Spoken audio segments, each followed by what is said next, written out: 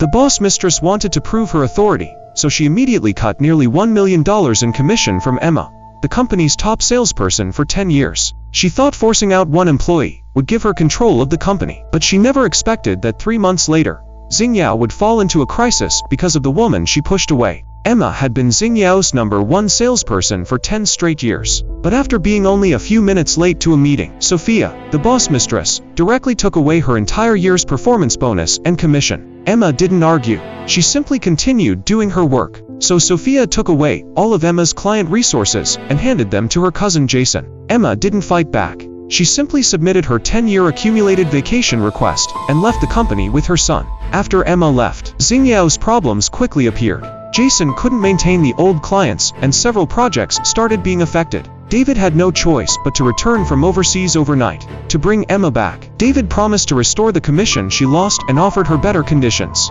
But Emma understood that he only wanted her to return, stabilize the clients, and then transfer the resources to Jason again. So Emma submitted her resignation and left Xingyao. Not only did she leave, she also took away the company's core employees. David looked at the empty office and threatened to block their future. But he never expected that after leaving Xingyao, Emma would soon become someone other companies wanted. Ryan, the vice president of Roland Control, recognized Emma's ability and invested in her to build a new company. The cooperation plan Roland Control had approved before was actually completed by Emma during her time at Xingyao. Ryan then made Emma's new company the client for Xingyao's project. When Emma returned to Xingyao, everything had changed. She was no longer an employee.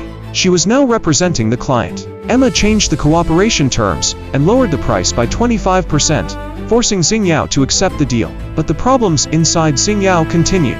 To reduce costs, Sophia shortened the project timeline from 5 days to 2 and replaced the experienced team with cheaper workers. As a result, the final product quality dropped badly. After Emma found the problem, she demanded the project be redone. David finally realized the company had suffered because of those wrong decisions. He had no choice but to bring back experienced employees and restart the project. While Xingyao was fixing the project, a power struggle began inside Roland Control. Vice President Mark wanted more resources, so he joined forces with David and Sophia, trying to bypass Emma and work directly with headquarters. After discovering their plan, Emma used the opportunity to expose their problems. Without Emma's team, the project quickly lost control.